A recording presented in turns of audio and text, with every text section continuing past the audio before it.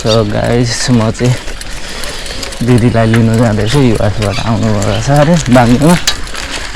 अब हतारमा हिँडेको साइकलमा जाँदैछु 5 मिनट भनेको छु 5 मिनट त यहीँ गइसक्यो गफ गर्दै अब हेरौँ है त दिदीहरू आइपुग्नु भएको छ दिदीलाई भेट्ने भयो कति लगभग भन्दै लगभग 13-14 वर्ष पछाडि होला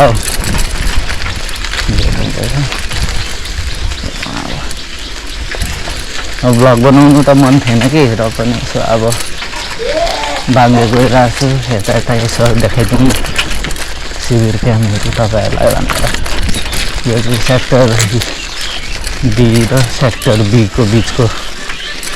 यो हो बाटो अनि यता सेक्टर बी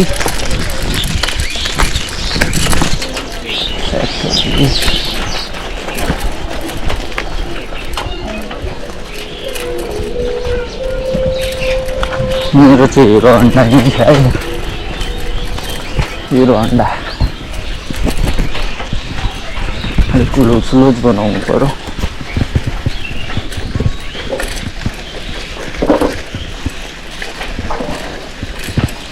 हिरो होन्डा यो ठ्याक्कै पुग्यो ब्यारेकमा कता हुनुहुन्छ दिदीहरू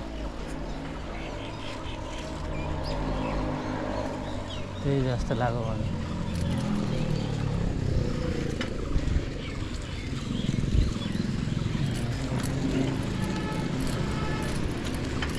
केही किन्दै हुनुहुँदो रहेछ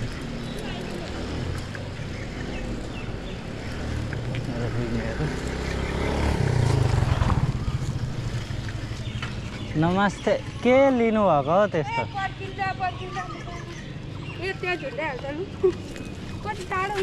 टाढो छ नि अनि यो कहाँ थाम्छ होला त नि चुट्टिन्छ होला नि एकपट्टि यता एकपट्टि उता गर्दा हुन्छ कति टाढो छ माथि यो अटो लिनु न त हुन्छ ल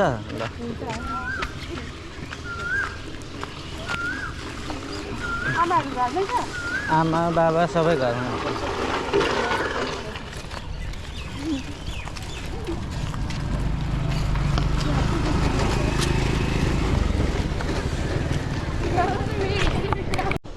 ल घर आइपुग्यौँ पाहुना लिएर आइदिएको छ है मम्मी मैले को चिन्नु भयो हटाउनु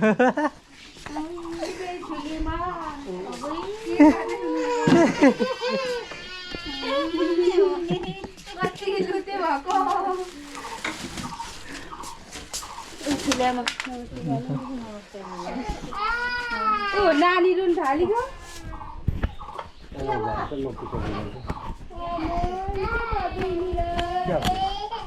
क्यामेरा नि हौ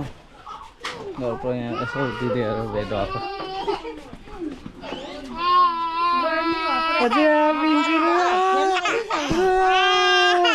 के भयो बाटोमा यता हाम्रोमा आउनु त भने आएको 2-4 दिन त हुँदैछ बेर भएकै छैन अनौठो लाग्यो होला बाँसको घर काले उसको फ्रेन्ड यहाँ कहाँ थियो बुइनी रोइरहेको थियो ए ऊ उहाँ त्यस्तो घरमा बसेको यस्तो घर देखेर छक्क पर्यो हाम्रो नाति त देवीको नानी त छक्क परेको वरिपरि घुमेको परेको अनि उहाँ अब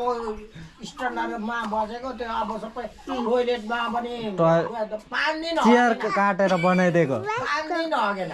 त्यही चिपिर भएर मेरो नानीहरूलाई नि अनि त्यही भएर अहिले हामी बुढाबाबु मामाको घरमा बसिरहेको छौँ काठमाडौँबाट आउँदा खालि त्यस्तै मात्रै बाथरुम